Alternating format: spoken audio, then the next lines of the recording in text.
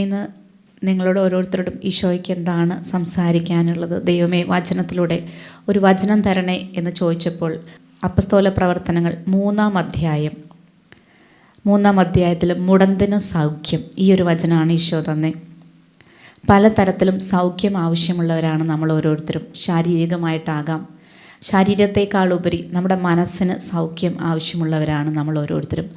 ആ സൗഖ്യത്തിൻ്റെ മേഖലകൾ നമ്മൾ ഈശോയ്ക്ക് വിട്ടുകൊടുത്ത്, നിങ്ങൾ സാധിക്കുമെങ്കിൽ ഒരാഴ്ചയിൽ ഒരിക്കൽ ഒരു 10 മിനിറ്റ് നേരം അപ്പസ്തോല പ്രവർത്തനങ്ങൾ 3-ാം അധ്യായം 1 മുതൽ 10 വരെയുള്ള വാക്യങ്ങൾ, മുടന്തിന് സൗഖ്യം കൊടുക്കുന്ന ഈശോ. അവിടെ പത്രോസ് ശ്ലീഹ ദേവാലയത്തിൻ്റെ പുറത്തേക്ക് വരുമ്പോൾ യാചകനായി നിൽക്കുന്ന ഒരു മുടന്തൻ. ആ മുടന്തൻ സൗഖ്യത്തിന് വേണ്ടിയല്ല അവരെ നോക്കിയത്. സൗഖ്യം അവൻ്റെ ചിന്തകളിലോ അവൻ്റെ ആഗ്രഹങ്ങളിലോ പോലും ചിലപ്പോൾ ഉണ്ടായിട്ടുണ്ടാവില്ല. പക്ഷെ അവൻ നോക്കി. പലപ്പോഴും നമ്മൾ കർത്താവിനെ നോക്കുന്നതും ഇങ്ങനെയായിരിക്കാം. നമ്മുടെ ഉള്ളിൽ കാര്യങ്ങളൊക്കെ ഉണ്ടെങ്കിലും അത് കിട്ടും, അല്ലെങ്കിൽ അത് ലഭിക്കും, അത് നടത്തും എന്നുള്ള വിശ്വാസത്തോടു കൂടെ ഒന്നും ആയിരിക്കില്ല പലപ്പോഴും നമ്മൾ കർത്താവിനെ നോക്കുന്നത്. പക്ഷെ നമ്മൾ നോക്കും. ആ ഒരു നോട്ടത്തിൽ പോലും നമ്മുടെ കർത്താവ് കരുണ കാണിക്കും എന്നാണ് ഈ വചനം നമ്മളെ പഠിപ്പിക്കുന്നത്. നമ്മുടെ വിശ്വാസക്കുറവ് തമ്പുരാനൊരു തടസ്സമല്ല. നമ്മുടെ പ്രാർത്ഥനക്കുറവ് തമ്പുരാനൊരു തടസ്സമല്ല. നമുക്ക് പ്രാർത്ഥിക്കാൻ സമയം കിട്ടുന്നില്ല, നമ്മുടെ മനസ്സ് അതിന് അനുവദിക്കുന്നില്ല, ഇതൊന്നും ദൈവത്തിനൊരു തടസ്സമല്ല. മുടന്തൻ ആഗ്രഹിക്കാത്ത ഒരു സൗഖ്യമാണ് മുടന്തനെ തേടി വന്നത്. നമുക്ക് ആ ഭാഗമൊന്ന് വായിക്കാം. വിശുദ്ധ അപ്പസ്തോല പ്രവർത്തനങ്ങളുടെ പുസ്തകം 3-ാം അധ്യായം 3 മുതലുള്ള വാക്യങ്ങൾ. പത്രോസും യോഹന്നാനും ദേവാലയത്തിലേക്ക് പ്രവേശിക്കുന്നത് കണ്ട് അവൻ അവരോട് ഭിക്ഷ യാചിച്ചു. പത്രോസ് യോഹന്നാനോടൊപ്പം അവനെ സൂക്ഷിച്ചു നോക്കിക്കൊണ്ട് പറഞ്ഞു, ഞങ്ങളുടെ നേരെ നോക്കുക. അവരുടെ പക്കൽ നിന്ന് എന്തെങ്കിലും കിട്ടുമെന്ന് പ്രതീക്ഷിച്ച് അവൻ അവരെ നോക്കി. പത്രോസ് പറഞ്ഞു, വെള്ളിയോ സ്വർണമോ എൻ്റെ കയ്യിലില്ല, എനിക്കുള്ളത് ഞാൻ നിനക്ക് തരുന്നു. നസ്രായനായ യേശുക്രിസ്തുവിൻ്റെ നാമത്തിൽ എഴുന്നേറ്റ് നടക്കുക. പത്രോസ് വലത് കൈക്ക് പിടിച്ച് അവനെ എഴുന്നേൽപ്പിച്ചു. ഉടൻ തന്നെ അവൻ്റെ പാദങ്ങളും കണങ്കാലുകളും ഫലം പ്രാപിച്ചു. അവൻ ചാടി എഴുന്നേറ്റ് നടന്നും കുതിച്ചു ചാടിയും ദൈവത്തെ സ്തുതിച്ചും കൊണ്ട് അവൻ അവരോടൊപ്പം ദേവാലയത്തിൽ പ്രവേശിച്ചു. അവൻ നടക്കുന്നതും ദൈവത്തെ സ്തുതിക്കുന്നതും ജനമെല്ലാം കണ്ടു. ആമേൻ. നമ്മളുടെ ഓരോരുത്തരുടെയും സൃഷ്ടിയുടെ പുറകിൽ ദൈവവചനം പ്രകാരവും പണ്ഡിതന്മാർ പറയുന്നത് പ്രകാരവും നമ്മുടെ ജീവിതത്തിൻ്റെ ഏറ്റവും ബേസിക്കായിട്ടുള്ള ഒരു കാര്യം എന്ന് വെച്ചാൽ ദൈവത്തെ ആരാധിക്കുക എന്നതാണ്. പക്ഷെ പലപ്പോഴും നമുക്ക് സാധിക്കാതെ പോകുന്നതും ഇതുതന്നെയാണ്. എൻ്റെ കാര്യം എടുക്കുവാണെങ്കിൽ ഞാൻ ഒത്തിരി പ്രാർത്ഥിക്കണമെന്ന് ആഗ്രഹിച്ചാലും ചെയ്യാൻ സാധിക്കാത്ത ഒരാളാണ്. പലപ്പോഴും ഞാൻ പല നിയോഗങ്ങൾക്ക് വേണ്ടി ചിലപ്പോൾ 7 ദിവസം നൊവേന ചൊല്ലാം, അല്ലെങ്കിൽ ഇത്ര ജപമാല ചൊല്ലാം, അല്ലെങ്കിൽ ഇത്ര കുർബാന ചൊല്ലാം എന്ന് പെട്ടെന്ന് തീരുമാനങ്ങൾ എടുക്കുന്ന ഒരാളാണ്. പക്ഷേ ഒരു 95% അല്ല 99% പ്രാവശ്യവും അത് നിറവേറ്റാൻ സാധിക്കാത്തത്ര വിധത്തിൽ ബലഹീനയാണ് ഞാൻ എപ്പോഴും വീണു പോകുന്ന ഒരു ഭാഗമാണ് പ്രാർത്ഥിക്കുക എന്നുള്ളത്. അപ്പം എനിക്കത് ഭയങ്കര സങ്കടത്തിനും കാരണമാകുമായിരുന്നു. ഈശോയെ, ഞാൻ പ്രാർത്ഥനയുടെ ശക്തി അറിയുന്ന ഒരാളാണ്, പ്രാർത്ഥിക്കുന്നത് ദൈവഹിതമാണ് എന്ന് അറിയുന്ന ഒരാളാണ്. പക്ഷേ എന്തുകൊണ്ട് എനിക്ക് പ്രാർത്ഥിക്കാൻ സാധിക്കുന്നില്ല? എന്തുകൊണ്ട് ഞാൻ വിചാരിച്ച പോലെ എൻ്റെ ജീവിതം മുന്നോട്ട് നീങ്ങുന്നില്ല എന്ന് ഒത്തിരി പ്രാവശ്യം ഞാൻ കർത്താവിലേക്ക് ചോദിച്ച ഒരാളാണ്. പക്ഷെ അതിനു മുൻപ് നമുക്ക് ഓരോരുത്തർക്കും നമ്മുടെ ജീവിതത്തിനെ പറ്റി ഓരോ സ്വപ്നങ്ങളുണ്ടാകും. നമ്മുടെ ജീവിതം എങ്ങനെ പോകണം എന്ന് ഒരു കാഴ്ചപ്പാടുണ്ടാവും. അങ്ങനെ ആയിരിക്കും നമ്മളെല്ലാവരും. അപ്പം ബൈബിളിൽ ജോസഫിനെയാണ് നമുക്ക് എപ്പോഴും എക്സാമ്പിളായിട്ട് ദൈവപ്രഘോഷകരൊക്കെ കാണിച്ചു തരാറുള്ളത്. അത് ജോസഫ് വിചാരിക്കാത്ത രീതിയിൽ ജോസഫിൻ്റെ ജീവിതം പോകുന്നത് നമുക്കെല്ലാവർക്കും അറിയാം. ഒരപ്പൻ്റെ ഏറ്റവും പ്രിയപ്പെട്ട മകനായിരുന്നിട്ട് പോലും മറ്റുള്ള സഹോദരങ്ങളാൽ വെറുക്കപ്പെട്ട് ജീവിക്കേണ്ടി വരുന്ന ജോസഫ്, അവനെ ഒരു അടിമയായി, അല്ലെങ്കിൽ അവനെ കൊല്ലാൻ വേണ്ടി തീരുമാനിച്ച് അതിൽ നിന്ന് കഷ്ടിച്ച് രക്ഷപ്പെട്ട് ഒരു അടിമയായി വിൽക്കപ്പെട്ട ജോസഫ്. അങ്ങനെ പിന്നീട് എല്ലാം അവൻ്റെ ജീവിതത്തിൽ ഒന്നിന് പിറകെയായി പ്രശ്നങ്ങളും കാര്യങ്ങളെല്ലാം വരുന്നത് നമ്മൾ ഒത്തിരി വായിച്ചിട്ടുണ്ട്. നമ്മളിനി രണ്ടാമത് വായിച്ചു. പക്ഷേ ആ ഭാഗം വായിക്കുമ്പോൾ അതിൽ ഒരു കാര്യം വചനത്തിൽ പ്രത്യേകം എഴുതി കാണിച്ചിട്ടുണ്ട്. ആ ഭാഗം നിങ്ങൾ വായിക്കുമ്പോൾ നിങ്ങൾക്ക് പറയാം, പല ആവർത്തി വചനത്തിൽ ഇപ്രകാരം എഴുതി വച്ചിരിക്കുകയാണ്, ജോസഫിനെ പ്രതി ദൈവം അവരെ അനുഗ്രഹിച്ചു. ജോസഫിൻ്റെ ജീവിതത്തിൽ നമുക്ക് ആ സമയത്ത് ഒരു അനുഗ്രഹങ്ങളും കാണാൻ സാധിക്കില്ല. ജോസഫ് കൊല്ലപ്പെടാൻ നോക്കുന്നു, ജോസഫിനെ അടിമയായി വിൽക്കുന്നു, ജോസഫ് അത് കഴിഞ്ഞിട്ട് കാരാഗൃഹത്തിൽ അടയ്ക്കപ്പെടുന്നു. ആ സമയത്ത് പോലും ജോസഫിൻ്റെ ജീവിതത്തിൽ ഒരു അനുഗ്രഹം നമ്മൾക്ക് പ്രത്യക്ഷമായി കാണുന്നില്ലെങ്കിലും അപ്പോഴെല്ലാം വചനം അവിടെ പറയുന്നുണ്ട്, ജോസഫിനെ പ്രതി കാരാഗൃഹ പാലകനെ അനുഗ്രഹിച്ച ദൈവം, ജോസഫിനെ പ്രതി ഫറവോയെ അനുഗ്രഹിച്ച ദൈവം, ജോസഫിനെ പ്രതി ഒരു നാട് അനുഗ്രഹിക്കപ്പെടുന്ന ദൈവം. അപ്പോഴും ജോസഫിൻ്റെ ജീവിതത്തിൽ അവസാനമാകുമ്പോഴാണ് ആ ഒരു ഉയർച്ചയിലേക്ക് എത്തുന്നത്. അങ്ങനെ ഞാൻ എൻ്റെ ഒരു ചെറിയൊരു സാഹചര്യം പറയുവാണെങ്കിൽ, ഞാൻ പഠിക്കുന്ന സമയത്ത് ഒത്തിരി നന്നായി പഠിച്ചിരുന്ന ഒരാളാണ്. പഠനം എനിക്ക് ദൈവാനുഗ്രഹത്താൽ ഒത്തിരി പഠിക്കാനും എല്ലാം സാധിച്ചിരുന്നു. അപ്പോൾ എൻ്റെ ഏറ്റവും വലിയൊരു ആഗ്രഹം പഠനം കഴിഞ്ഞിട്ട് ഏതെങ്കിലും ഒരു MNCയിൽ ജോലിക്ക് കയറണം. അങ്ങനെ എൻ്റെ ഏറ്റവും വലിയ ആഗ്രഹമായിരുന്നു സ്വന്തമായി ജോലി ചെയ്ത് സ്വന്തമായി ഒരു ഫ്ലൈറ്റിൽ യാത്ര ചെയ്ത് പോകാമെന്നുള്ളത്. അതായിരുന്നു എൻ്റെ ഏറ്റവും വലിയൊരു ഡ്രീം. അങ്ങനെ ഞാനൊരു ചാർട്ടേഡ് അക്കൗണ്ടൻ്റാണ്. ഞാൻ നല്ല രീതിയിൽ തന്നെ അതിൻ്റെ ഇൻ്റർമീഡിയറ്റൊക്കെ പാസ്സായി ഫൈനൽ പരീക്ഷ എഴുതിക്കൊണ്ടിരിക്കുന്ന സമയത്ത് എനിക്കൊരു എൽഡർ സിസ്റ്റർ ഉണ്ടായിരുന്നു. ആ സിസ്റ്ററിൻ്റെ അടുത്ത് മാസത്തിലൊരിക്കൽ ഞാൻ പോയി പ്രാർത്ഥിക്കും. സിസ്റ്റർ എനിക്ക് വേണ്ട നിർദ്ദേശങ്ങൾ, എൻ്റെ ജീവിതത്തിന് വേണ്ട നിർദ്ദേശങ്ങളൊക്കെ തരും. അങ്ങനെയായിരുന്നു എൻ്റെ ചെറുപ്പം ശരിക്കും പറഞ്ഞാൽ ഈശോ മാതാവും കൂടി വളർത്തിക്കൊണ്ടുവന്നത്. അപ്പോൾ എനിക്കത് പലപ്പോഴും അനുസരിക്കാൻ ഒരു ബുദ്ധിമുട്ട് തോന്നിയിരുന്നില്ല. കാരണം എല്ലാം നല്ല കാര്യങ്ങളാണ് ഈശോ പറഞ്ഞിരുന്നത്. ഇപ്പം ഞാൻ കോളേജിൽ ചേരുന്ന സമയത്ത് ഞാൻ ഈശോയോട് ചോദിക്കും, ഈശോയെ ഏത് കോളേജിൽ ചേരണം, ഏത് കോഴ്സ് പഠിക്കണം. അപ്പോൾ അതിനൊക്കെ ഉത്തരം കിട്ടുമ്പോൾ അനുസരിക്കാൻ എളുപ്പമായിരുന്നു. ഞാൻ ഫൈനൽ എക്സാം എഴുതാറായ സമയത്ത് ഈ സിസ്റ്ററെ കണ്ട് പ്രാർത്ഥിക്കാൻ വേണ്ടി ഞാൻ പോയ സമയത്ത് എൻ്റെ പഠനത്തെ പറ്റിയോ ഒന്നും ഞാൻ ഈശോയോട് ചോദിച്ചെങ്കിലും എനിക്കൊരു ഉത്തരം കിട്ടിയില്ല. അപ്പം ഞാൻ CA ഇൻ്റർമീഡിയറ്റ് എക്സാമിന് ഓൾ ഇന്ത്യ 4th റാങ്കായിട്ട് ജയിച്ച ഒരാളാണ്. അപ്പോൾ ഒത്തിരി കമ്പനീസ് അപ്പം തന്നെ എന്നെ ജോലിക്ക് വിളിക്കുകയും, പക്ഷേ ഞാൻ പഠിത്തം കംപ്ലീറ്റ് ചെയ്ത് കഴിഞ്ഞിട്ട് മതി ജോലി എന്നുള്ളൊരു തീരുമാനത്തിലെത്തി എൻ്റെ പഠിത്തത്തിൽ കോൺസെൻട്രേറ്റ് ചെയ്ത് പോകുന്ന സമയമാണ്. അപ്പോൾ ഞാൻ നേരത്തെ പറഞ്ഞ പോലെ എൻ്റെ ലക്ഷ്യം ഇത് കഴിയുമ്പോൾ ഏതെങ്കിലും ഒരു MNCയിൽ ജോയിൻ ചെയ്യുക, ജോലി ചെയ്യുക, 2 കാലിൽ നിൽക്കുക. അപ്പോൾ അതായിരുന്നു എൻ്റെ ആവശ്യം.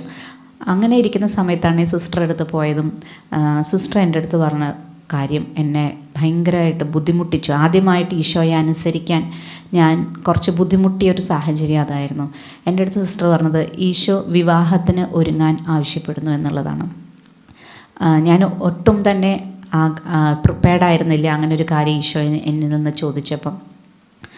പഠിച്ച് ഇങ്ങനെ ജോലി എന്നുള്ളൊരു സ്വപ്നമായി കണ്ടു നടന്ന എന്നെ ഈശോ വിവാഹം എന്നൊരു ഈശോയുടെ തീരുമാനം അതായിരുന്നു. ഇപ്പോഴാണ് ഞാൻ വിവാഹത്തിന് ഒരുങ്ങേണ്ട സമയം.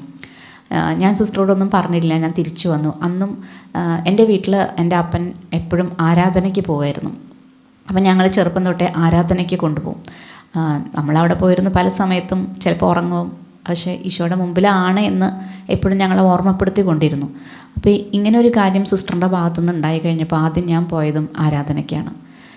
ഞാൻ പറഞ്ഞു, ഈശോയെ നീ എന്താ പറയണേ, നീ എന്താ ആഗ്രഹിക്കണേ, ഇത് എനിക്ക് ഒരു കാരണവശാലും എനിക്കിത് സ്വീകരിക്കാനോ അംഗീകരിക്കാനോ എനിക്ക് പറ്റണില്ല ഈശോയെ.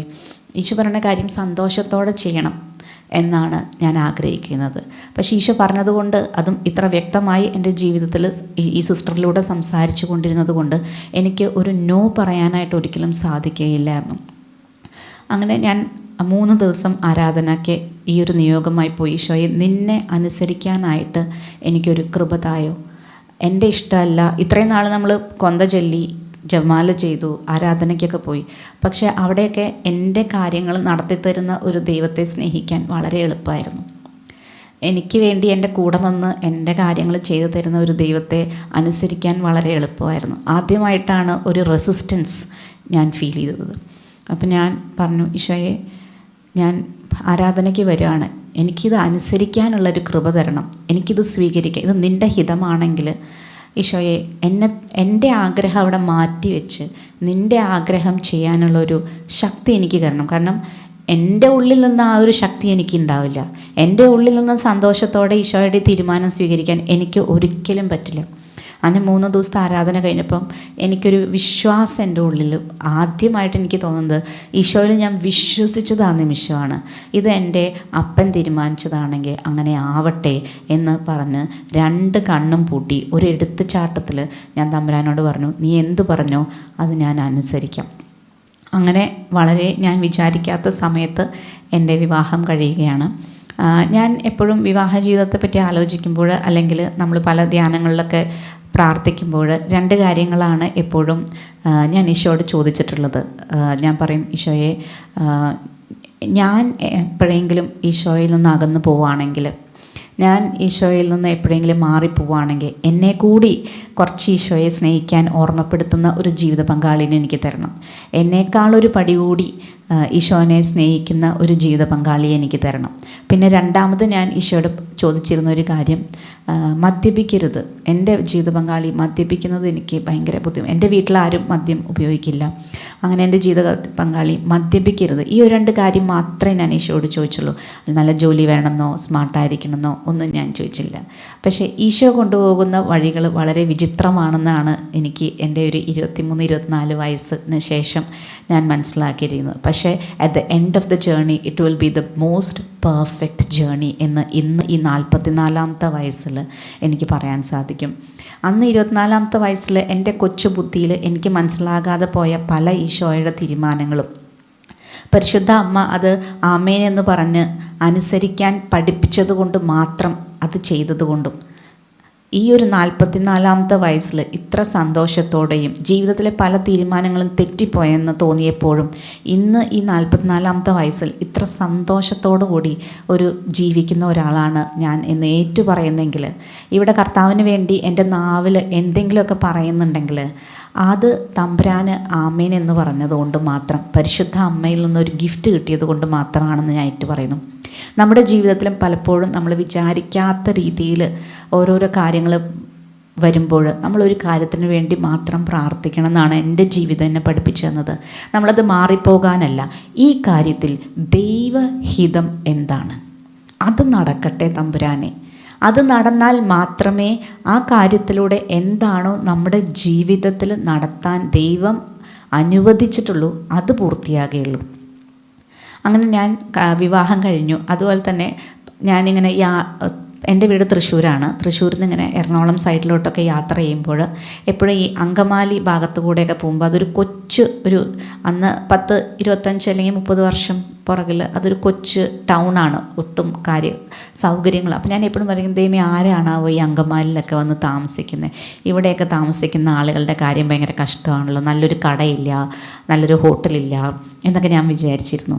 നിങ്ങൾക്കിപ്പോൾ ഊഹിക്കാൻ സാധിക്കും, എൻ്റെ കല്യാണം കഴിഞ്ഞ് ഞാൻ വന്നത് അങ്കമാലിയിലോട്ടാണ്. അപ്പം അവിടെ ഞാൻ വിചാരിച്ചിട്ടുണ്ട്, എനിക്ക് ഇഷ്ടമില്ലാത്തൊരു സ്ഥലത്തേക്കാണല്ലോ ഈശോ എന്നെ കൊണ്ടുപോയി. അത് കഴിഞ്ഞിട്ട് ഞാൻ നിങ്ങളോട് പറഞ്ഞു 2 കാര്യങ്ങൾ ഞാൻ എൻ്റെ ജീവിത പങ്കാളിയിൽ പ്രാർത്ഥിച്ചിരുന്നത്. ആ 2 കാര്യങ്ങളും ഈശോ എനിക്ക് തന്നില്ല. എൻ്റെ ഭർത്താവ് മദ്യപിക്കാത്ത ഒരാളല്ല. എൻ്റെ ഭർത്താവ് ഈശോയെ ഒത്തിരി സ്നേഹിക്കുന്ന ഒരാളും ആയിരുന്നില്ല. അപ്പം അപ്പോഴേ എനിക്ക് ദൈവമേ നീ പെട്ടെന്ന് എന്നോട് കല്യാണം കഴിക്കാൻ പറഞ്ഞത് എന്തിനാണെന്ന് എന്നൊരു ചോദ്യം ഇപ്പോഴും എൻ്റെ മനസ്സിലുണ്ടായിരുന്നു. അങ്ങനെ ഞങ്ങളുടെ ജീവിതം തുടങ്ങി. വിചാരിക്കാത്ത സമയത്ത് ദൈവം വളരെ പെട്ടെന്ന് തന്നെ ഒരു കുഞ്ഞിനെ തന്ന് അനുഗ്രഹിച്ചു. അപ്പോഴും ഞാൻ കർത്താവിനോട് ചോദിച്ചു, ഞാൻ കല്യാണം കഴിഞ്ഞിട്ട് ഒരു ജോലിക്ക് പോവാം എന്നുള്ള ഒരു ചിന്തയിൽ നിൽക്കുമ്പോഴാണ് പെട്ടെന്ന് എനിക്കൊരു കുഞ്ഞുണ്ടാവുന്നത്. അപ്പോഴും ഞാൻ ഈശോയോട് പറഞ്ഞു, ഈശോയെ എനിക്കിത് ചെയ്യാനുള്ള കൃപ തന്ന് അനുഗ്രഹിക്കണമേ, എനിക്ക് കുഞ്ഞിനെ നോക്കാനുള്ള കൃപ തന്ന് അനുഗ്രഹിക്കണേ, അതിനുള്ളൊരു പക്വത തന്ന് അനുഗ്രഹിക്കണമേ. അങ്ങനെ ഓരോ തീരുമാനങ്ങളിലും ഞാൻ ആദ്യം ഈശോയോട് ചോദിക്കും, ഈശോയെ ഇത് നീ തീരുമാനിച്ചതാണെങ്കിൽ ഇത് ചെയ്യാനുള്ള കൃപ എനിക്ക് തരണേ. അവിടെ നിന്ന് കുറച്ച് കഴിയുമ്പോഴേക്കും വിവാഹം കഴിഞ്ഞൊരു 3 വർഷത്തിനുള്ളിൽ തന്നെ എൻ്റെ മദർ ഇൻ ലോ ഭയങ്കര സീരിയസായി ഹോസ്പിറ്റലായി, കിഡ്നി ഫെയിലിയറായി. നിങ്ങൾക്ക് ഒക്കെ അറിയാം, ഒരു ഡയാലിസിസ് പേഷ്യൻറ്റിനെ നമ്മൾ വീട്ടിലുണ്ടെങ്കിൽ എത്രത്തോളം കെയർ അവർക്ക് കൊടുക്കണം എന്നുള്ളത്. പിന്നെ ആഴ്ചയിൽ 3 ദിവസം ഡയാലിസിസ്, അങ്ങനെ അമ്മയുടെ ശുശ്രൂഷകളും അമ്മേനെ നോക്കാനായിട്ട് വേണ്ടിയിട്ടുള്ള സാഹചര്യങ്ങളും ഈശോ എനിക്ക് വെച്ച് നീട്ടി തന്നു.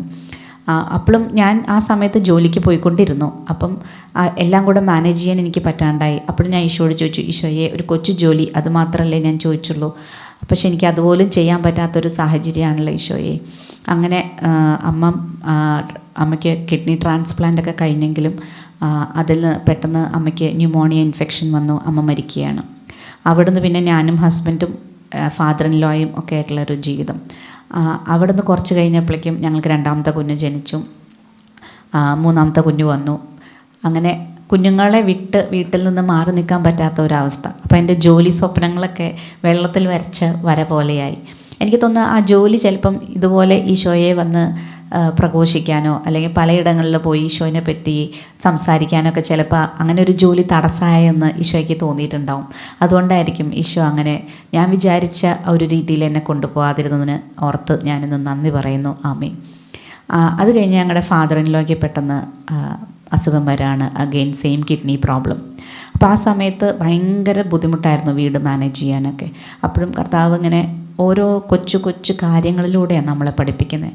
നിങ്ങൾക്കൊക്കെ ഓർക്കുന്നു, പലപ്പോഴും ക്ഷമ നമ്മളെ പഠിപ്പിക്കുന്നത് ഓരോ ജീവിത സാഹചര്യങ്ങളാണ്, നമ്മളെ മെച്യൂരിറ്റി പഠിപ്പിക്കുന്നത് ജീവിത സാഹചര്യങ്ങളാണ്. അങ്ങനെ പലപ്പോഴും ഡാഡിയിലൂടെയാണ് ഈശോ എന്നെ സ്നേഹിക്കാൻ പഠിപ്പിച്ചത്. നിങ്ങളൊക്കെ ഓരോ ശുശ്രൂഷ മേഖലകളിലായിരിക്കുമ്പോൾ ഒരു പരിധി കഴിയുമ്പോൾ നമുക്ക് പറ്റാണ്ടാവും. നമുക്ക് എല്ലാവർക്കും അറിയാമല്ലോ, ഒരു പരിധി വരെയൊക്കെ നമുക്ക് പിടിച്ചു നിൽക്കാൻ പറ്റും. പിന്നെ നമുക്ക് മനസ്സും ശരീരവും ഒക്കെ തളർന്നു പോകുന്ന അവസ്ഥ. നിങ്ങളിപ്പം ഹോസ്പിറ്റലിൽ വർക്ക് ചെയ്യുന്നവരാണെങ്കിലും കെയറിങ് ഹോംസിലാണെങ്കിലും നമുക്ക് ഒരു അൺറീസണബിൾ എന്ന് പറയുന്ന ഒരു ലിമിറ്റ് ക്രോസ് ചെയ്ത് കഴിയുമ്പം സ്നേഹത്തോടെ പുഞ്ചിരിക്കാൻ നമുക്ക് ചിലപ്പോൾ സാധിക്കാത്ത വരും. പക്ഷേ ഈശോ എന്താണ് ആഗ്രഹിക്കുന്നത് ആ സാഹചര്യങ്ങളിൽ, അതൊന്ന് ഓർത്ത് ജീവിക്കാൻ ശ്രമിച്ചാൽ അതിൽ നിന്ന് എത്ര അത്ഭുതങ്ങളും അടയാളങ്ങളും പുറത്തു വരുന്നുള്ളതെന്ന് നമുക്ക് ഓരോരുത്തർക്കും കാണാൻ സാധിക്കും. ഞാനൊരു കൊച്ചു ഇൻസിഡൻറ്റ് മാത്രം പറയാം. അങ്ങനെ ഡാഡീനെ പലപ്പോഴും ഹസ്ബൻഡ് വീട്ടിൽ ജോലി സംബന്ധമായി ഉണ്ടാവില്ലെങ്കിലും ഡാഡീനെ നോക്കേണ്ട കുറേ ഉത്തരവാദിത്തങ്ങൾ എൻ്റെ അടുത്തേക്ക് വരും. അപ്പോൾ ഞാൻ വിചാരിക്കും, ദൈവമേ ഇത് ഞാൻ എങ്ങനെ ഹാൻഡിൽ ചെയ്യും? ഡാഡിയാണെങ്കിൽ അത്യാവശ്യം വലിപ്പമുള്ള ഒരാളാണ്. അപ്പം ചിലപ്പം ഞാനിങ്ങനെ ഒരു ദിവസം ഡാഡീനെ കുളിപ്പിക്കാനായിട്ട് പോവാണ്. അപ്പോൾ ഞാനിങ്ങനെ മനസ്സിൽ എന്നെ തന്നെ ഭയങ്കരമായിട്ട് അപ്രിഷ്യേറ്റാണ്. ദൈവമേ, CA ഒക്കെ പഠിച്ചിട്ട് അവസാനം ഇപ്പോൾ ഡാഡീനെ കുളിപ്പിക്കാനാണല്ലോ ഞാൻ പോകുന്നത്. എന്നാലും ഈശോയെ നിനക്ക് വേണ്ടി എന്നൊക്കെ മനസ്സിൽ പറയുമ്പോഴും മനസ്സിലത് കർത്താവിനോടുള്ള സ്നേഹത്തെ പ്രതിയാണ് ചെയ്യുന്നത് എന്നൊക്കെ തോന്നിയാലും ഉള്ളിൻ്റെ ഉള്ളിൽ നമുക്ക് ആദ്യത്തെ ഒരു പ്രാവശ്യം അങ്ങനെ ചെയ്യുമ്പോൾ അത്രയ്ക്കൊരു ഭയങ്കര ഒരു വിശാല മനസ്കതയൊന്നും എനിക്ക് തോന്നിയില്ല. അങ്ങനെ ഡാഡീനെ കുളിപ്പിച്ചൊക്കെ കഴിഞ്ഞ് ഡാഡീനെ എല്ലാം തുടച്ച് മേത്ത് ക്രീമൊക്കെ തേച്ച് സ്കിന്നൊക്കെ പൊട്ടുമായിരുന്നു ഡാഡിയുടെ. അപ്പോൾ നല്ലോണം മോയ്സ്ചറൈസ് ചെയ്യണം. അങ്ങനെ അതൊക്കെ ചെയ്ത് മുണ്ടൊക്കെ ഉടുപ്പിച്ച് അപ്പോഴേക്കും ഡാഡി ടയേർഡാവും. ഡാഡീനെ കിടത്തും ഞാൻ ബെഡിൽ. എന്നിട്ട് വേണം എനിക്ക് അന്ന് ഹെൽപ്പിന് ആരുമില്ല, മക്കളെ നോക്കണം, വീട്ടിൽ അടുക്കളയിലെ കാര്യങ്ങൾ ചെയ്യണം. ഇന്ന് ചോദിച്ചു കഴിഞ്ഞാൽ അതൊക്കെ എങ്ങനെ നടന്നു, എങ്ങനെ ഞാനതൊക്കെ ചെയ്തു എന്നെനിക്കറിയില്ല. അങ്ങനെ ഞാൻ ഡാഡീനെ ഭയങ്കര എൻ്റെ ഉള്ളിൻ്റെ ഉള്ളിൽ തന്നെ എനിക്ക് എന്നോടൊരു ബഹുമാനം തോന്നി, ഞാനിതൊക്കെ ചെയ്തുല്ലോ ഈശോയ്ക്ക് വേണ്ടി. പക്ഷെ ഞാൻ ആ മുറിയുടെ പുറത്ത് വന്നു കഴിഞ്ഞപ്പോൾ തന്നെ എൻ്റെ ഉള്ളിൻ്റെ ഉള്ളിൽ ഈശോ എന്നോട് പറഞ്ഞു, ഈശോനോട് പറഞ്ഞാൽ എൻ്റെ ഉള്ളിൻ്റെ ഉള്ളിൽ എനിക്കൊരു സ്വരം, എൻ്റെ ഉള്ളിൻ്റെ ഉള്ളിൽ ഒരു ചിന്ത മുള പൊട്ടി. അതെന്ന് കർത്താവ് എന്നോട് ചോദിച്ചത് ഇതാണ്: നീ നിൻ്റെ അപ്പനെ കുളിപ്പിച്ചു, നല്ല കാര്യം, പക്ഷേ നീ എത്രമാത്രം സ്നേഹത്തോടെയാണ് ആ ശരീരത്തിൽ സ്പർശിച്ചത്? ആ ചോദ്യം എന്നെ വല്ലാണ്ട് അലട്ടി. നമ്മൾ ഓരോ പേഷ്യൻസിനെ കയ്യിലെടുക്കുമ്പോൾ നമുക്കത് സാധിക്കുന്നുണ്ടോ?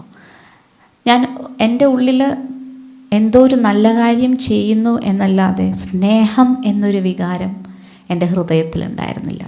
എല്ലാം ഞാൻ സംസാരിക്കും, ചിരിക്കും, വേണ്ട കാര്യങ്ങളെല്ലാം ചെയ്തു കൊടുത്തെങ്കിലും ആ ഒരു സമയത്ത് ആ ആത്മാവിനോടുള്ളൊരു സ്നേഹമോ ഒന്നും എൻ്റെ ഹൃദയത്തിലല്ല. ഞാനെന്തോ ഒരു ഡ്യൂട്ടി, ഒരു വലിയ റെസ്പോൺസിബിലിറ്റി ചെയ്തു കൊടുക്കുന്ന പോലെ. അപ്പോൾ ഈശോ എൻ്റെ ഹൃദയത്തിൽ അടുത്തൊരു ചിന്ത തന്നതാണ്: എങ്കിലും നീ ചെയ്തത് ഒന്നും ഒരു വിലയില്ലാതെ ആയിപ്പോയി. ഈശോയെ പ്രതിയും ആ മനുഷ്യനെ പ്രതിയുള്ള സ്നേഹത്തോടെ ആയിരിക്കണം നമ്മൾ ഓരോ കൊച്ചു കാര്യങ്ങൾ ചെയ്യുന്നത്. നമ്മൾ നമ്മുടെ മക്കൾക്ക് ഒരു ചായ ഉണ്ടാക്കി കൊടുക്കുന്നത് എത്ര സ്നേഹത്തോടെ ആയിരിക്കും. എല്ലാ ദിവസവും ചായ ഉണ്ടാക്കി കൊടുക്കുമ്പോൾ അല്ലെങ്കിൽ എല്ലാ ദിവസവും മരുന്നെടുത്ത് ഒരാൾക്ക് കൊടുക്കുമ്പം അത് ഭയങ്കര മെക്കാനിക്കലായി പോകും. ഈശോ ആഗ്രഹിക്കുന്നത് അതല്ല. ഒരു സ്നേഹത്തോടു കൂടി എങ്ങനെ ചെയ്യാൻ സാധിക്കും? ഒരു മനുഷ്യനത് ചെയ്യാൻ സാധിക്കില്ല, അതിൽ യാതൊരു സംശയമില്ല. അതിനാണ് നമ്മൾ പരിശുദ്ധാത്മാവിൻ്റെ ഒരു ഫ്രൂട്ടാണ് അല്ലേ സ്നേഹം. അതാണ് സ്വർഗത്തിൽ നിന്ന് നൽകപ്പെട്ടിട്ടില്ലെങ്കിൽ നമുക്ക് നല്ലവരാവാൻ സാധിക്കില്ല എന്ന് ഞാൻ പഠിച്ചത് ആ ദിവസം.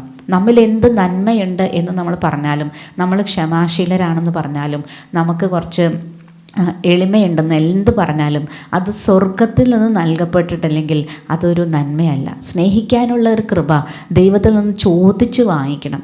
നമ്മുടെ അപ്പനെ, അമ്മയെ, കൂട്ടുകാരെ, സഹപാഠികളെ, നമ്മുടെ മക്കളെ പോലും നമ്മൾ സ്നേഹിക്കണമെങ്കിൽ നമുക്ക് ദൈവത്തിൽ നിന്നൊരു കൃപ കിട്ടണം.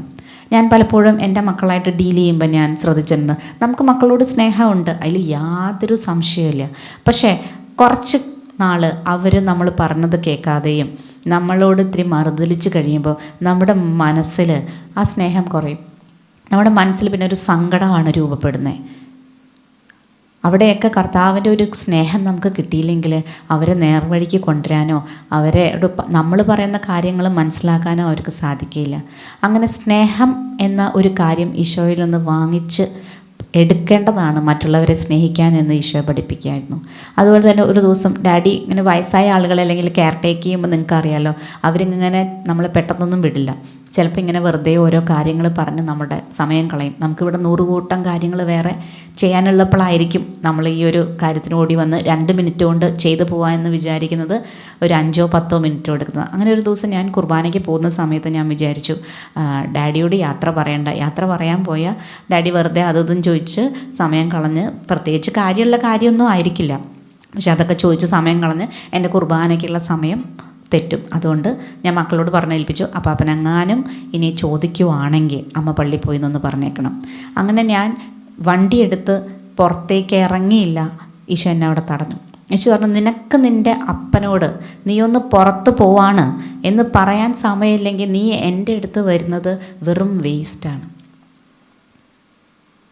ഇങ്ങനെയുള്ള കൊച്ചു കൊച്ചു കാര്യങ്ങൾ നമ്മുടെ ജീവിതത്തിൽ നമ്മളൊന്ന് ക്രമീകരിച്ച് കഴിയുമ്പോൾ ഈശോയുടെ ആ ഒരു സാന്നിധ്യവും സ്നേഹവും കൂടുതലായിട്ട് അനുഭവിക്കാൻ സാധിക്കുന്നത് അപ്പോഴാണെന്ന് എനിക്ക് തോന്നുന്നത്. നമ്മൾ ഒത്തിരി നേരെ ഇരുന്ന് പ്രാർത്ഥിക്കുമ്പോഴോ അങ്ങനെ ഇല്ലെന്നല്ല ഞാൻ പറയുന്നത്, പക്ഷേ ഈശോയ്ക്ക് കുറച്ചുകൂടെ കൂടുതൽ ഇഷ്ടം ഈശോ തന്ന സാഹചര്യങ്ങളിൽ ഈശോ നമ്മളുടെ അടുത്ത് നിർത്തിയിരിക്കുന്ന വ്യക്തികൾ ഒരു കാരണമില്ലാതെ നമ്മുടെ അടുത്ത് വരുന്നില്ല. അവരോട് ഈശോ ആഗ്രഹിക്കുന്ന രീതിയിൽ നമുക്കൊന്ന് ഈശോയെ കൊടുക്കാൻ സാധിക്കുമെങ്കിൽ അതാണ് ഏറ്റവും വലിയൊരു ആരാധനയും പ്രാർത്ഥനയുമായി ഈശോയ്ക്ക് തിരിച്ചു കൊടുക്കുക എന്നത്. പലപ്പോഴും എന്നോട് ഇങ്ങനെയൊക്കെ ഞാൻ കുറച്ചും കൂടെയൊക്കെ ക്ഷമ കാണിക്കാൻ തുടങ്ങിയപ്പം പലപ്പോഴും പലരും എന്നോട് ചോദിച്ചിട്ടുണ്ട്, ഇതെങ്ങനെ പറ്റി? അപ്പം ഞാൻ പറയും, തമ്പുരാൻ ശക്തി തന്നു. അപ്പോൾ തമ്പുരാനെ പറ്റി പറയാനൊരു കാരണമായി. അങ്ങനെ ആയിരിക്കണം നമ്മുടെ ഓരോ പ്രവർത്തികളും. പൗലോസ്ലീഹ പറയുന്നുണ്ട്, ക്രൂശിക്കപ്പെട്ട യേശുവിനെ കുറിച്ചല്ലാതെ ഒന്നും തന്നെ അറിയാൻ ഞാൻ താല്പര്യം കാണിക്കുന്നില്ല എന്ന്. പിന്നീട് ഒരു മേഖലയിലേക്ക് കർത്താവ് കൂട്ടിക്കൊണ്ടുവന്ന് മക്കളായിട്ടുള്ള മേഖലയിലാണ്. ഓരോ കൊച്ചു കാര്യങ്ങളും ഈശോയോട് നമ്മൾ പറഞ്ഞ് പോവാണ്, അല്ലെങ്കിൽ ഞാൻ ജപമാല ചൊല്ലുന്നുണ്ട്, ഞാൻ കുർബാന മുടക്കുന്നില്ല, ഈ ഒരു കാരണങ്ങൾ കൊണ്ടൊക്കെ നമ്മൾ ഈശോയെ കൃത്യമായി സ്നേഹിക്കുന്നുണ്ട് എന്ന് പറയാനായിട്ട് ഭയങ്കര ബുദ്ധിമുട്ടാണ്. ഏറ്റവും വലിയ ആരാധന കുർബാനയാണെന്ന് പറയുമ്പോഴും ഈശോ തന്ന സാഹചര്യത്തിൽ ഈശോയെ എത്ര മുറുകെ പിടിച്ച് ഉയർത്തി കാണിക്കാമോ അതാണ് ഏറ്റവും വലിയ ആരാധന. അബ്രഹാത്തിൻ്റെ ജീവിതത്തിൽ അബ്രഹാം ഇസഹാക്കിനെ ദൈവം കൊടുത്തു, ഒരു വലിയ ബ്ലെസ്സിങ്, അബ്രഹാമിൻ്റെ കാത്തിരിപ്പിനും പ്രാർത്ഥനയ്ക്കും വിശ്വസ്തതയ്ക്കും. പക്ഷേ ആ ഒരു ബ്ലെസ്സിങ്ങിനെ ബലി കഴിക്കാൻ പറഞ്ഞപ്പോൾ അബ്രഹാം മടി കൂടാതെ മലയിലേക്ക് കയറിപ്പോയപ്പോൾ ആ നിമിഷത്തിലാണ് ബൈബിള് ആദ്യമായി ആരാധന എന്ന വാക്ക് ഉപയോഗിച്ചിട്ടുള്ളത്. നിങ്ങൾ ബൈബിൾ ഉൽപ്പത്തി പുസ്തകം വായിക്കുമ്പോൾ ആദ്യമായി ദൈവത്തെ ആരാധിക്കുക എന്ന വാക്ക് ഉപയോഗിച്ചിട്ടുള്ളത് അബ്രഹാം ഇസഹാക്കിനെ ബലി കഴിക്കാൻ പോയപ്പോഴാണ്. അത് എന്തൊക്കെയോ നമ്മൾക്ക് പറഞ്ഞു തരുന്നില്ലേ? അബ്രഹാം കർത്താവിന് അതിനു മുൻപ് എത്ര കാളക്കുട്ടികളെ, കായേൻ, ആബേൻ, അതിനു മുമ്പ് വന്നിട്ടുള്ള ആളുകളെ എത്ര ബലിപീഠങ്ങൾ പണിത്. പക്ഷേ ആദ്യമായി ബൈബിളിൽ ദൈവത്തെ ആരാധിക്കാൻ അവൻ മലയിലേക്ക് കയറിപ്പോയി എന്ന വാക്ക് ഉപയോഗിക്കുന്നത് ഒരു മനുഷ്യൻ അവൻ്റെ ജീവനായ മകനെ ദൈവത്തിന് ബലി കഴിക്കാൻ പോയപ്പോഴാണ്. അത് ആരാധനയായി വചനം കാണിച്ചു തരുന്നത്. നമ്മുടെ ഇഷ്ടങ്ങൾ, നമ്മുടെ ആഗ്രഹങ്ങൾ, നമ്മുടെ സ്വപ്നങ്ങൾ പലപ്പോഴും ദൈവത്തിന് വേണ്ടി മാറ്റിവെക്കുമ്പോൾ അതാണ് യഥാർത്ഥ ആരാധന. അതാണ് സമറിയാക്കാരി സ്ത്രീയോട് ഈശോ പറയുന്നത്, ആത്മാവിലും സത്യത്തിലും എന്നെ ആരാധിക്കുന്ന സമയം. ഈ ഒരു നിമിഷം ഞാൻ നിങ്ങളെ ക്ഷണിക്കുകയാണ്, നിങ്ങളൊന്ന് കണ്ണടച്ച് നിങ്ങളുടെ ഏറ്റവും വലിയ ആഗ്രഹം എന്തോ അത് ഈശോയ്ക്ക് കൊടുക്കുക. ഈശോയെ, ഞാൻ ഇന്ന കാരണത്തിനാണ് ഇവിടെ വന്നിരിക്കുന്നത്, ഞാൻ ഇവിടെ വന്നിരിക്കുന്നത് എന്തിനാണ്, എൻ്റെ ഏറ്റവും വലിയ ലക്ഷ്യം എന്താ, എൻ്റെ ഏറ്റവും വലിയ ആഗ്രഹം എന്താ, അത് ഈ നിമിഷം നിങ്ങൾ പരിശുദ്ധ അമ്മയും വിശുദ്ധ ഔസേപ്പിതാവും വഴി ഈശോയ്ക്കൊന്ന് കൊടുത്തേ. അവരുടെ രണ്ടുപേരുടെയും ജീവിതത്തിലെ വലിയ ആഗ്രഹങ്ങൾ മാറ്റിവെച്ചപ്പോഴാണ് തിരുകുടുംബം ഉണ്ടായത്. ഈ നിങ്ങളുടെ ഏറ്റവും വലിയ ആഗ്രഹത്തെ ഈശോയ്ക്ക് കൊടുത്തേ. ഈശോയെ, ഇത് എൻ്റെ ആഗ്രഹം, ഇനി നീ നിൻ്റെ ആഗ്രഹം തിരിച്ച് ഇതുപോലെ എനിക്ക് തായോ, അത് സ്വീകരിക്കാനുള്ളൊരു കൃപത എന്നൊന്ന് പ്രാർത്ഥിച്ച് ആ ഒരു നിയോഗത്തിന് വേണ്ടി നമുക്ക് ഈ സമയം കർത്താവിന് പൂർണ്ണമായി നമ്മളെ സമർപ്പിച്ച് പ്രാർത്ഥിക്കാം. ഈശോയെ, ഞങ്ങളൊക്കെ മനുഷ്യരാ കർത്താവേ, ഞങ്ങൾക്ക് കുറേ സങ്കടങ്ങളും ടെൻഷൻസും കർത്താവെ, സന്തോഷിക്കാൻ പലപ്പോഴും ആഗ്രഹമുണ്ടെങ്കിലും ഉള്ളിൻ്റെ ഉള്ളിൽ നിന്ന് സന്തോഷിക്കാൻ പറ്റാത്തവരായി ഈശോയെ. നിൻ്റെ സന്തോഷം വിശുദ്ധ ഗ്രന്ഥം പറയുന്നത് പോലെ എല്ലാത്തിനെയും അതിജീവിക്കുന്ന യേശുവിൻ്റെ സമാധാനം നിങ്ങളുടെ ഹൃദയങ്ങളെ ഭരിക്കട്ടെ. നിങ്ങളുടെ ആഗ്രഹങ്ങളെക്കാൾ വലുതായി, നിങ്ങളുടെ ആകുലതകളേക്കാൾ വലുതായി, നിങ്ങളെ അലട്ടുന്ന എല്ലാ പ്രശ്നങ്ങളെക്കാൾ വലുതായി ഈശോയുടെ സമാധാനം നിങ്ങൾക്ക് അനുഭവിക്കാൻ സാധിക്കുന്നില്ലെങ്കിൽ പൂർണ്ണമായി എന്തൊക്കെയോ നമ്മളിപ്പോഴും കർത്താവിന് വിട്ടുകൊടുത്തിട്ടില്ല. നിങ്ങളത് കണ്ടുപിടിക്കണം. ഞാൻ എന്താ ഈശോയ്ക്ക് കൊടുക്കാത്ത? ഇപ്പോഴും എൻ്റെ ഹൃദയത്തിൻ്റെ ഉള്ളിൽ ഇത് മതി ഇത് മതി എന്ന് പറഞ്ഞ് ഞാൻ നിൽക്കുന്നുണ്ടോ? എല്ലാം ഒരു പേപ്പറിൽ എഴുതി അടുത്ത ദിവസം നിങ്ങൾ ബലിക്ക് പോകുമ്പോൾ നിങ്ങൾ ആ പേപ്പർ കൂടെ കൊണ്ടുപോകണം. എന്നിട്ട് നിങ്ങൾ തമ്പുരാനോട് പറയണം, ഈശോയെ, ഇത് എൻ്റെ ആഗ്രഹം, ഇനി നീ നിൻ്റെ ആഗ്രഹം എനിക്ക് പറഞ്ഞുതാ, എനിക്ക് മനസ്സിലാക്കിത്താ. ആ ഒരു നിയോഗത്തിന് വേണ്ടി ഈശോയുടെ എല്ലാ ദിവസവും നിങ്ങൾ ഒരു നന്മ നിറഞ്ഞ മറിയമ ചൊല്ലി കാഴ്ചവെക്കണം. കാരണം തൻ്റെ ഏറ്റവും വലിയ ആഗ്രഹമായ കന്യകാത്വം അല്ലെങ്കിൽ ദേവാലയത്തിലുള്ള സമർപ്പണം, അതായിരുന്നു പരിശുദ്ധ അമ്മയുടെ ഏറ്റവും വലിയ ആഗ്രഹം. പക്ഷേ ആ ഏറ്റവും വലിയ ആഗ്രഹം മാറ്റിവെച്ചാണ് ദൈവഹിതത്തിന് അമ്മ ആമേൻ പറഞ്ഞത്. അപ്പോൾ ആ അമ്മ മാത്രമേ നമ്മളെ സഹായിക്കാനുള്ളൂ ഇതിനെല്ലാം. അതുകൊണ്ട് നിങ്ങൾ പ്രത്യേകിച്ച് നിങ്ങൾ അകലെ ആയിരിക്കുമ്പോൾ നിങ്ങളുടെ വീട്ടിലുള്ള അവസ്ഥകളെയൊക്കെ നിങ്ങൾ ഈശോയ്ക്ക് കൊടുക്കുക. ഏറ്റവും വലിയ ആരാധന ഈശോയ്ക്ക് എല്ലാം വിട്ടുകൊടുക്കുക എന്നുള്ളതാണ്. നിങ്ങൾ പ്രാർത്ഥിക്കാനിരിക്കുമ്പോൾ അതിനുവേണ്ടി പ്രാർത്ഥിക്കണം. ഈശോയെ, നിനക്ക് എങ്ങനെ വിട്ടുതരും? അതെൻ്റെയാണ്, അതെൻ്റെ മക്കളാണ്, എൻ്റെ കുടുംബമാണ്, എൻ്റെ ഭർത്താവാണ്, എൻ്റെ ജീവിത സാഹചര്യങ്ങളാണ്, എൻ്റെ കടങ്ങളാണ്, എൻ്റെ സൗഖ്യമാണ്, എൻ്റെ ശരീരമാണ്.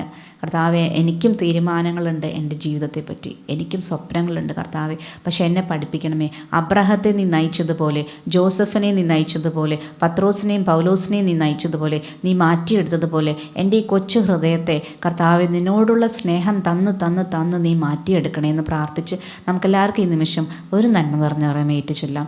കർത്താവെ, ഞങ്ങളുടെ ഹൃദയങ്ങളെ പരിശോധിക്കണമേ. ഞങ്ങളുടെ ഹൃദയത്തിൻ്റെ അഭിലാഷങ്ങളും ആഗ്രഹങ്ങളും കർത്താവെ പരിശോധിച്ച് അത് നിൻ്റേതാക്കി മാറ്റണമേ. നന്മ നിറഞ്ഞ മറിയമേ സ്വസ്തി, കർത്താവ് അങ്ങയുടെ കൂടെ സ്ത്രീകളിൽ അങ്ങ് അനുഗ്രഹിക്കപ്പെട്ടവളാകുന്നു. അങ്ങയുടെ ഉദരത്തിൻ ഫലമായ ഈശോ അനുഗ്രഹിക്കപ്പെട്ടവനാകുന്നു. പരിശുദ്ധ മറിയമേ തമ്പുരാൻ്റെ അമ്മേ, പാപികളായ ഞങ്ങൾക്ക് വേണ്ടി എപ്പോഴും ഞങ്ങളുടെ മരണസമയത്തും തമ്പുരാനോട് അപേക്ഷിക്കണമേ. ആമേൻ. പിന്നീട് ഞാൻ എൻ്റെ ജീവിതത്തിൽ ഇങ്ങനെ വന്നപ്പോൾ ഡാഡിയോടുള്ള സ്നേഹം തന്ന് ദൈവം എന്നെ അനുഗ്രഹിച്ചു.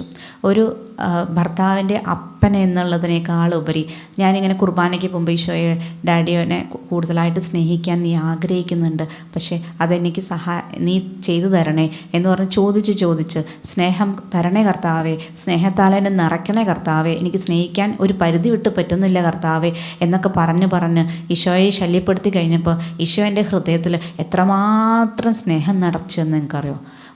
എനിക്ക് 4 മക്കളാണുള്ളത്. ഞാൻ എൻ്റെ 5ാമത്തെ കുഞ്ഞിനെ എങ്ങനെ നോക്കുമായിരുന്നോ, ഞാൻ ആ കുഞ്ഞുണ്ടായിരുന്നെങ്കിൽ എങ്ങനെ എണ്ണ തേപ്പിച്ച് കുളിപ്പിക്കുമായിരുന്നോ, എങ്ങനെ തലോടുമായിരുന്നോ, ഞാൻ കെട്ടിപ്പിടിക്കുമായിരുന്നോ, ഞാൻ ഉറക്കുമായിരുന്നോ, ഞാൻ പുതപ്പിക്കുമായിരുന്നോ, ഞാൻ ഭക്ഷണം വാരി കൊടുക്കുമായിരുന്നോ. അത്രയ്ക്കും സ്നേഹത്തോടെ ഡാഡിയെ നോക്കാനുള്ള ഒരു ദൈവിക കൃപ തന്ന് ദൈവം അനുഗ്രഹിച്ചപ്പോൾ ഞാൻ അനു എന്ന തലത്തിൽ നിന്ന് മാറി എൻ്റെ ഈശോൻ്റെ മകളായി മാറിയത് അപ്പോഴാണ്. എൻ്റെ ഈശോയുടെ ഗുണങ്ങൾ എന്നിൽ നിറഞ്ഞത് അപ്പോഴാണ്. ഈശോ സ്നേഹിച്ചതുപോലെ സ്നേഹിക്കാൻ പഠിച്ചത് അപ്പോഴാണ്. സ്നേഹിക്കാൻ പറ്റിയത് അപ്പോഴാണ്. 1 വയസ്സ് മുതൽ ഏതാണ്ട് 37 കൊല്ലം ഈ ഭൂമിയിൽ ജീവിച്ചിട്ടും ഒരാളെ സ്നേഹിക്കാൻ ഞാൻ പഠിച്ചിട്ടില്ലായിരുന്നു. ഈശോ ആഗ്രഹിക്കുന്ന സ്നേഹം എനിക്ക് കിട്ടിയത് ഈശോയോട് ചോദിച്ചപ്പോഴാണ്. എൻ്റെ മക്കളെ കൂടുതൽ ഈശോ ആഗ്രഹിക്കുന്ന പോലെ സ്നേഹിക്കാൻ പറ്റിയത് അങ്ങനെ. നമ്മൾ അവർ വേണ്ട കാര്യങ്ങൾ ചെയ്തു കൊടുക്കുമ്പോഴല്ല നമ്മൾ അവരെ സ്നേഹിക്കുന്നത്. ഈശോ ആഗ്രഹിക്കുന്ന പോലെ അവരെ സ്നേഹിച്ചാലേ ആ സ്നേഹത്തിന് എന്തെങ്കിലും ഒരു ഫ്രൂട്ട് ഉണ്ടാവുള്ളൂ. നിങ്ങൾ പലപ്പോഴും വിചാരിച്ചിട്ടില്ലേ, ഞാൻ ഞങ്ങളുടെ മക്കൾക്ക് വേണ്ടി എന്തൊക്കെ ചെയ്തു? ചിലപ്പോൾ ദൈവം പറയാൻ നിങ്ങളൊന്നും ചെയ്തിട്ടില്ല എന്നായിരിക്കും. നമുക്കറിയില്ല ഈശോയുടെ അളവുകോല്. ദൈവസന്നിധിയിൽ മക്കളുടെ ആത്മാവിന് വേണ്ടി ഇന്ന് വരെ പ്രാർത്ഥിച്ചിട്ടില്ലെങ്കിൽ നിങ്ങൾ ഇന്ന് വരെ നിങ്ങളുടെ മക്കൾക്ക് വേണ്ടി ഒന്നും ചെയ്തിട്ടില്ല. ദൈവസന്നിധിയിൽ നിങ്ങളുടെ ഭർത്താവിൻ്റെ ആത്മാവിന് വേണ്ടി നിങ്ങൾ ഇന്ന് വരെ മുട്ടുകുത്തി പ്രാർത്ഥിച്ചിട്ടില്ലെങ്കിൽ നിങ്ങളുടെ ഭർത്താവിന് വേണ്ടി നിങ്ങളൊന്നും ചെയ്തിട്ടില്ല. ദൈവനാമത്തിൽ ദൈവം പഠിപ്പിച്ച സത്യമാണ് ഞാൻ പറയുന്നത്. എൻ്റെ മൂന്നാമത്തെ കുഞ്ഞുണ്ടായപ്പോൾ അവൻ്റെ പേര് ജോൺ പോൾ എന്നായിരുന്നു. ആ കുഞ്ഞ് ജനിച്ചപ്പോൾ തന്നെ ഒത്തിരി സന്തോഷം ഞങ്ങളുടെ കുടുംബത്തിൽ വന്നു. അവൻ ചിരിക്കണ കാണുമ്പോൾ തന്നെ നമുക്കൊരു ഭയങ്കര, എപ്പോഴും ചിരിച്ചുകൊണ്ടിരിക്കുന്ന ഒരു കുഞ്ഞ്. ഒരു കരച്ചിലില്ല, ബഹളമില്ല, ശല്യമില്ല. വീട്ടിൽ പണിക്ക് വരുന്ന ചേച്ചിമാരൊക്കെ പറയുമായിരുന്നു അവരുടെ വീട്ടിലെ വിഷമങ്ങൾ ഇവനെ കണ്ട് ചിരിച്ചു കഴിയുമ്പോൾ പോകുന്നു. അങ്ങനെ ഭയങ്കര രസമായിട്ട് കുഞ്ഞിനെയും കൊണ്ടുപോയി. ഒരു വയസ്സ് 8 മാസമൊക്കെ കഴിഞ്ഞപ്പോൾ ഞങ്ങൾ ധ്യാനിക്കാനായിട്ട് ക്രിസ്ത്യൻ ധ്യാന കേന്ദ്രത്തിലേക്ക് കടന്നു ചെന്നു. 3 മക്കളുടെ അമ്മയായ അന്നാണ് ഞാൻ തിരിച്ചറിഞ്ഞത് ദൈവം ആഗ്രഹിക്കുന്ന രീതിയിൽ ഒരിക്കൽ പോലും ഞാൻ ഇവരെയൊന്നും നോക്കിയിട്ടില്ല. ആരാധനയുടെ സമയത്ത് ഈശോ ഒരു പ്രത്യേക കാര്യം എന്നെ പഠിപ്പിച്ചു. ഈശോ എന്നോട് പറഞ്ഞു, ഇന്ന് നിൻ്റെ ഏതെങ്കിലും ഒരു കുഞ്ഞ് മരണപ്പെടുകയാണെങ്കിൽ അവർ സ്വർഗത്തിൽ എത്തും എന്ന് നിനക്ക് ഉറപ്പുണ്ടോ എന്ന്. അങ്ങനെ ഒരു ചോദ്യം ഇന്ന് നിങ്ങൾ ഓരോരുത്തർക്കും ഈശോ ചോദിക്കുവാണെങ്കിൽ നിങ്ങൾക്ക് എന്ത് മറുപടി പറയാനുണ്ടാവും? എനിക്കൊരു മറുപടിയും പറയാനുണ്ടായിരുന്നില്ല. കാരണം അവരുടെ മൂത്ത മോൾക്ക് അന്ന് 9 വയസ്സുണ്ട്, രണ്ടാമത്തെ മോൾക്ക് 5 വയസ്സുണ്ട്, ഇവൻ ചെറുതും. ഈ 3 മക്കളെ ഇത്രയും വർഷം നോക്കിയിട്ടും ഇവരിന്ന് മരിച്ചുപോയ സ്വർഗത്തിലെത്തുമോ എന്ന് കർത്താവ് എന്നോട് ചോദിച്ചപ്പോൾ എനിക്കൊരു ഉത്തരം ഉണ്ടായിരുന്നില്ല പറയാൻ. ഞാൻ പറഞ്ഞില്ല കർത്താവ്, എനിക്ക് ഉറപ്പ് പറയാൻ പറ്റില്ല.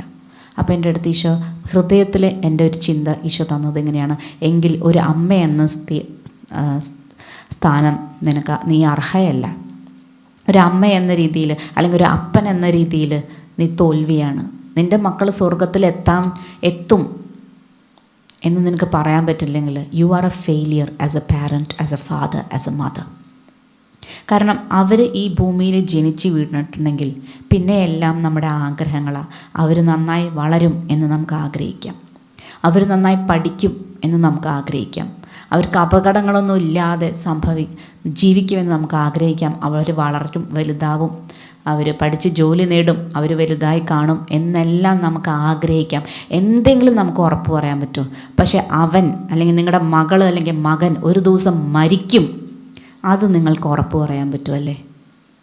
ആ ഒരു ദിവസത്തിന് വേണ്ടി അവരെ ഒരുക്കാൻ അല്ലെങ്കിൽ അവരുടെ ആത്മാവ് നല്ല ക്ഷേമസ്ഥിതിയിലാണോ എന്ന് നീ ആലോചിച്ചിട്ടില്ലെങ്കിൽ നീ അവർക്ക് വേണ്ടി ഇത്രയും വർഷം ജീവിച്ചത് ഒന്നിനും വേണ്ടിയല്ല. നാളെ നമ്മൾ മരിച്ചു പോയാലും അവർ ഭക്ഷണം കഴിക്കും, അവർ വസ്ത്രം ധരിക്കും, അവർ സ്കൂളിൽ പോവും, അവർ പഠിക്കും. ആകെ കൂടെ വ്യത്യാസം ഉണ്ടാകാൻ പോകുന്നത് അവർക്ക് വേണ്ടി പ്രാർത്ഥിക്കാൻ ഒരു അപ്പനോ അമ്മയോ ഇല്ലാതെ പോവും. അപ്പോൾ as parents that is our first duty. അവരെ കർത്താവിൽ ഏൽപ്പിക്കുക, എന്നിട്ടേ അവർക്കുള്ള സൗകര്യങ്ങൾ നമ്മൾ ഒരുക്കാൻ പാടുള്ളൂ. അത് നിങ്ങൾ ഇന്ന് മുതൽ ഞാൻ പറയുകയാണ്. ഞാനിന്ന് 4 കുഞ്ഞുങ്ങൾ എൻ്റെ ഭൂമിയിലുണ്ട്, 4 കുഞ്ഞുങ്ങൾ എൻ്റെ സ്വർഗത്തിലുണ്ട്. ഈ മാതൃത്വത്തിലൂടെ ദൈവം പഠിപ്പിച്ച ഒരു കാര്യം നിത്യജീവനാണ്. അത് അവർക്ക് ഉറപ്പാക്കി കൊടുക്കാനായിട്ടുള്ളതാണ് നിൻ്റെ അമ്മ എന്ന റോളും നിൻ്റെ അപ്പൻ എന്ന റോളും. നമ്മളിന്ന് മരിച്ചുപോയാൽ നാളെ ആരെങ്കിലും അവരെ നോക്കും, അവരെങ്ങനെയെങ്കിലും വളരും. പക്ഷെ അവർക്ക് വേണ്ടി പ്രാർത്ഥിക്കാനും കൈ ഉയർത്തി ദൈവത്തോട് അപേക്ഷിക്കാനും 2 കരങ്ങളാണ് ഏറ്റവും നഷ്ടമാകാൻ പോകുന്നത്. അതുകൊണ്ട് ഈ സമയം നമ്മുടെ മക്കൾ എത്ര വലിയവരാണോ ചെറിയവരാണോ, ഏതവസ്ഥയിലുള്ളവരാണോ, നല്ലവരായി ജീവിക്കുന്നുവോ ഇല്ലയോ, എല്ലാം തമ്പുരാൻ്റെ ദാനവും കൃപയുമാണ്. ഈ സമയം നിങ്ങൾ മക്കളെ ഓരോരുത്തരെയും ഓർത്ത് തമ്പുരാൻ്റെ കുരിശിൻ്റെ അടിയിലേക്ക് വെച്ചേ. അതിൽ നിന്ന് ഇറ്റിറ്റ് വീഴുന്ന ഓരോ തുള്ളി ചോരയും അവരുടെ ശിരസിലൂടെ ഒഴുകി വരട്ടെ. ചിലപ്പോൾ നിങ്ങളുടെ കണ്ണെത്താത്ത ദൂരത്തായിരിക്കാം അവർ. അങ്ങനെയെങ്കിൽ അവിടെ കണ്ണെത്തുന്നത് തമ്പുരാൻ്റെ മാത്രമാണ്. അവർ പറയുന്നത് വിശ്വസിക്കാൻ മാത്രമേ നമുക്ക് സാധിക്കുള്ളൂ. അവരെ കാണുന്നത് അപ്പനാ, അവരെ കാണുന്നത് തമ്പുരാനാ. ആ തമ്പുരാനോട് മാത്രം പ്രാർത്ഥിക്കുക, കർത്താവേ എൻ്റെ മകൻ്റെ ആത്മാവിനെ, എൻ്റെ മകളുടെ ആത്മാവിനെ നഷ്ടപ്പെടുത്തല്ലേ കർത്താവെ. വിശുദ്ധിയിൽ ജീവിക്കാൻ, നന്മയിൽ ജീവിക്കാൻ അവരെ നീ സഹായിക്കണേ. നിങ്ങൾ അവരുടെ കൂടെ ഉണ്ടെങ്കിൽ എന്നും അവരുടെ തലയിൽ കൈവച്ച് ഈ ഒരു നിയോഗത്തിന് വേണ്ടി നിങ്ങൾ പ്രാർത്ഥിക്കണം. നിങ്ങൾ ദൂരെയാണെങ്കിൽ നിങ്ങൾ ജപമാല ചെല്ലുമ്പോൾ പരിശുദ്ധ അമ്മയോട് പറയണം, അമ്മേ ഞാനിപ്പോൾ ചെല്ലുന്ന ഈ നന്മ നിറഞ്ഞ മറിയമ അവരുടെ കൂട്ടായിരിക്കണമേ. അതായിരിക്കട്ടെ കർത്താവേ അവരുടെ അളവുകോല്. ഒരു പശു അലഞ്ഞു പോകാൻ അനുവദിക്കാതെ നമ്മൾ കെട്ടിയിടുന്ന പോലെ ഈ ജപമാല മണികൾ നിങ്ങളുടെ മക്കളെ കെട്ടിയിടും. നിങ്ങൾ പറഞ്ഞാലൊന്നും അല്ലെങ്കിൽ നിങ്ങൾ വിചാരിച്ചാലൊന്നും തിന്മയിൽ നിന്ന് അവരെ കാത്തുകൊള്ളാൻ പറ്റില്ല ഇനിയുള്ള കാലത്ത്. നിങ്ങൾ വലിയ മക്കളൊക്കെ ഉണ്ടെങ്കിൽ പറയാം, ഒരു നിമിഷം ഒരു പ്രായം കഴിഞ്ഞാൽ, പ്രത്യേകിച്ച് ഒരു 7ാം ക്ലാസ്സൊക്കെ കഴിഞ്ഞ് കഴിഞ്ഞാൽ നമ്മൾക്ക് അവരോട് പറയുന്നതിന് ഒരു പരിധിയുണ്ട്. അവർ മനസ്സിലാക്കുന്നതും വേറെ രീതിയിലായിരിക്കും. പിന്നെ അവിടെ ആകെ കൂടെ ആശ്രയം ദൈവം മാത്രമേ ഉള്ളൂ. അതുകൊണ്ട് മക്കളെ, ഞാൻ പറഞ്ഞതുപോലെ ഞാൻ എൻ്റെ 4ാമത്തെ കുഞ്ഞിൻ്റെ മാമോദീസ നടക്കുന്ന സമയത്ത്, കർത്താവെ ഞാൻ എന്തിനു വേണ്ടി കുഞ്ഞിന് വേണ്ടി പ്രാർത്ഥിക്കണം, ഈ കുഞ്ഞിനെ നീ തന്നു, അതിന് കർത്താവെ എന്ത് പ്രാർത്ഥിക്കും ഈശോയെ എന്ന് പറഞ്ഞപ്പോൾ ഒരു ഇൻസ്പിറേഷൻ ഈശോ തന്നത്, ഈ കുഞ്ഞ് മരണം വരെ സത്യസഭയിൽ നിന്ന് മാറിപ്പോകാതെ, സത്യവിശ്വാസത്തിൽ നിന്ന് മാറിപ്പോകാതെ സ്വർഗത്തിലെത്താൻ വേണ്ടി നീ പ്രാർത്ഥിക്കണം. അതാണ് അവരുടെ ജീവിതം ഈ ഭൂമിയിൽ. അതുകൊണ്ട് നിത്യജീവൻ എന്നുള്ളൊരു കാര്യം മാറ്റി നിർത്താതെ വേണം നമ്മൾ ഈ ലോകത്തിൽ ജീവിക്കാൻ.